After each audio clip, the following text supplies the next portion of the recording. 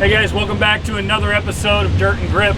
We're with the Lawless Racing Team, one of the only EV dragsters and sand drags. We're going to do a quick interview with them, so please tell us about yourself just a little bit, about who you are and who your team is. I'm Sean Lawless. I'm the owner of Lawless Industries.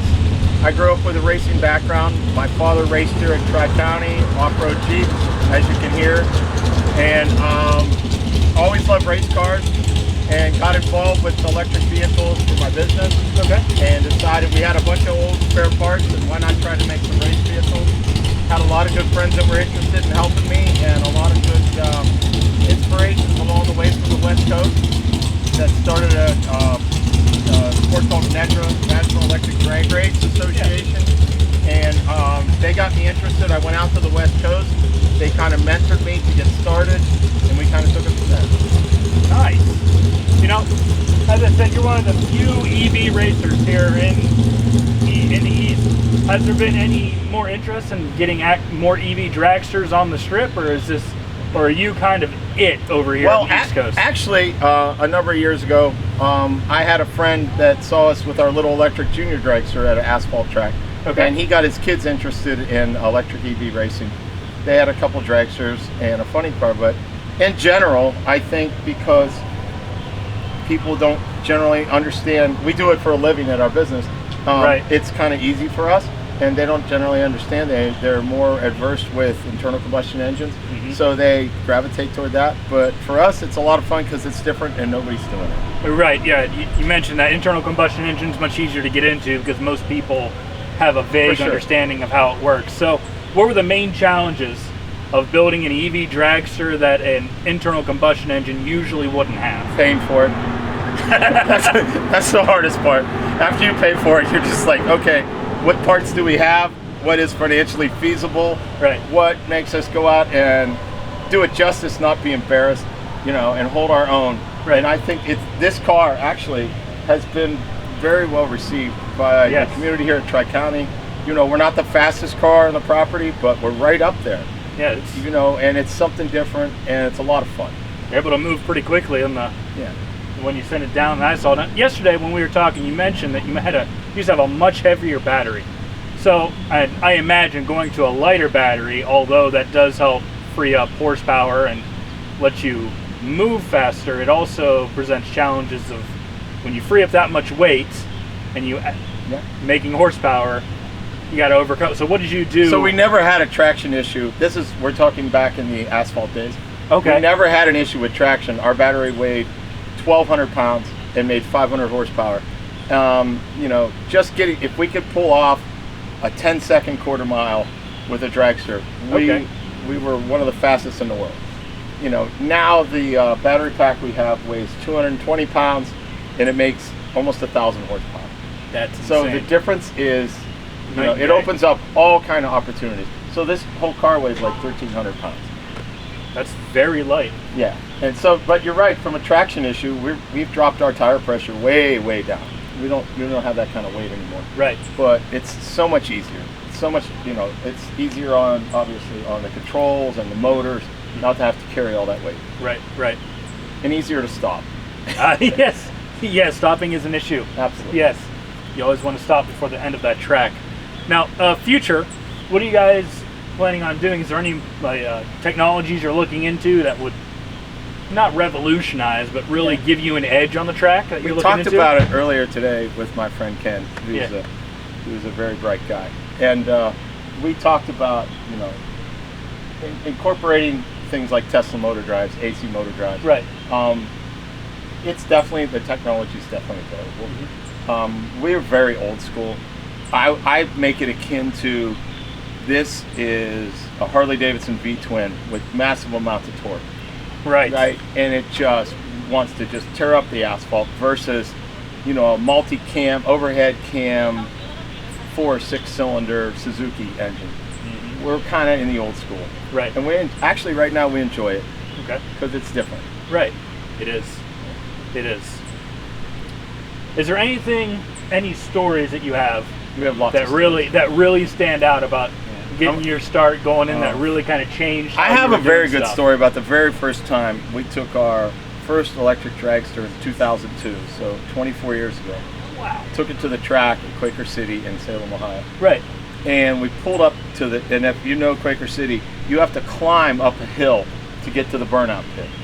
And we got halfway up we had spent months building this car. We got halfway up to the burnout pit and both motor controllers went kaboom and blew up. And a man walked over to me and he said, "Do y'all need to jump?" And that's why we had, you know what? He was the inspiration for me, for us to go out and be the first electric vehicle to go 6 seconds in the quarter mile at over 200 miles an hour. Right. And I said, you know what? That guy was always in my head. I'm like, I'm gonna show this guy he's a dork. And so he doesn't know what he's talking about. That's such a nice, but well-meaning, but yeah, I mean, there are lots of stories. There are lots of stories. You know, fires on the drag strip with Don Garlitz and being in the national press and saying, "Is this the future of drag racing?" You know, but I would say this: for us, it's different. We love it. Right. It's aside from the high voltage, which you have to be very careful with. We Yes. work with it. But from when the car's on the track, it's a very safe sport. Mm-hmm. These batteries will catch on fire if we over push them. They won't blow up like a blower, right? They won't, you know, like nitromethane. You know, you can breathe around the car. You can hear. You can have communication. It really is a relatively safe way to do drag racing, and it's a lot of fun for us. And a lot of people want the engine noise, which I get it. I love it. I love the smells. Yes. But we have created some sounds for the drag racing world that nobody ever heard. Nobody knows what a paddle tire sounds like going down a track at that kind of with 1,000 horsepower. Here they know.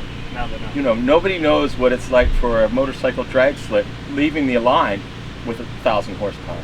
Nobody's ever heard it. Right. Because the engine blows it all out. So I think it's been enlightening for people as well. But mostly it's just fun. Just fun. It's just fun. It's what we're here for. Exactly. It gives us an excuse to spend money on something on the weekend, other than horses or something like that. It's true. That's true. Well, it's great talking to you. I'm glad I was able to see this on the track. It is a monster. It is, and I'll give you a little insight. Yeah. Our 4 motors that are in this car, originally 1960s technology GE motors, 48 volt at 10 horsepower each, and we can squeeze about 200 horsepower out of each one with all our modifications. But really, the cool thing about these motors actually came from parade floats at Walt Disney World in Florida. They're retired parade float motors. They were used to going 2 miles an hour down a parade route. And now they're going a lot faster. Yeah, they're not doing 2 miles an hour anymore. They're putting in some work now. So yeah, there are a lot of good stories. Sounds like it. Sounds like it. But it was great talking to you. I'm glad we were able to come over. Thank you very much, and thank you guys. Talk to you for the time. Always, it's always a pleasure. Yeah. Thank you. All right, we'll see you soon.